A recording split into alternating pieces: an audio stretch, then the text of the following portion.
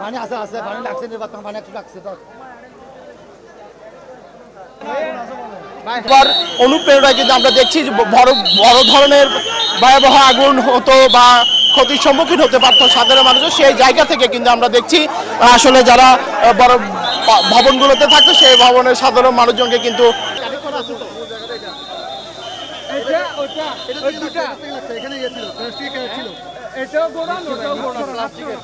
আগুন নাই, ধোঁয়া আছে।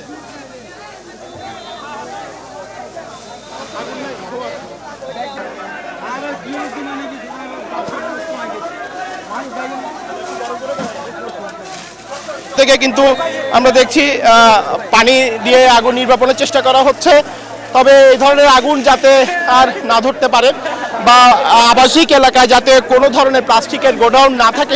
ফায়ার সার্ভিস যখন এসেছে সার্বিকভাবে আমরা দেখেছি প্লাস্টিকের ক্যারেটের যে গোডাউন রয়েছে সেই গোডাউনের পার্শ্ববর্তী বিভিন্ন জায়গায় লাগানো কিন্তু বড় বড় ভবন রয়েছে, সে ভবনগুলোতেও কিন্তু আগুন ছড়িয়ে পড়েছিল বেশ কয়েকটি তালায়।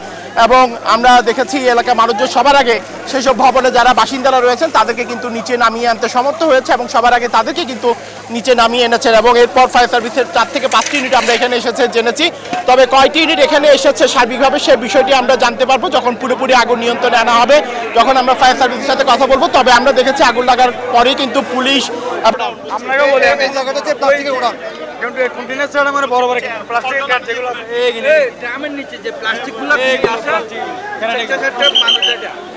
কোনোভাবেই উচিত নয়। এই ধরনের প্লাস্টিকের গোডাউনের কারণে যে কোনো সময় কিন্তু ভয়াবহ আগুন লাগতে পারে, ভয়াবহ বিপর্যয়ের ঘটনা ঘটতে পারে।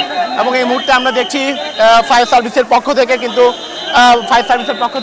পানি সহায়তা করে যাচ্ছেন যাতে কোনো ধরনের আর আগুন ছড়িয়ে পড়তে না পারে। তো এই মুহূর্তে বলা যায় ফায়ার সার্ভিস এলাকাবাসী সবাই মিলে যৌথভাবে চেষ্টার কারণে বড় ধরনের কোনো ক্ষয়ক্ষতির ঘটনা থেকে কিন্তু রক্ষা পেয়েছে সেটি কিন্তু বলা যায়। তার কারণ হচ্ছে প্লাস্টিকের যে ক্যারেটের গোডাউনটি ছিল তার পাশেই কিন্তু বেশ কয়েকটি ভবন ছিল, যে ভবনগুলোতে সাধারণ মানুষের বসবাস ছিল। এবং আজকে একটি বিশেষ দিন, সবাই নামাজের জন্য ব্যস্ত ছিল, সেই কারণেও হয়তো সবাই দ্রুততার সাথে এসে কিন্তু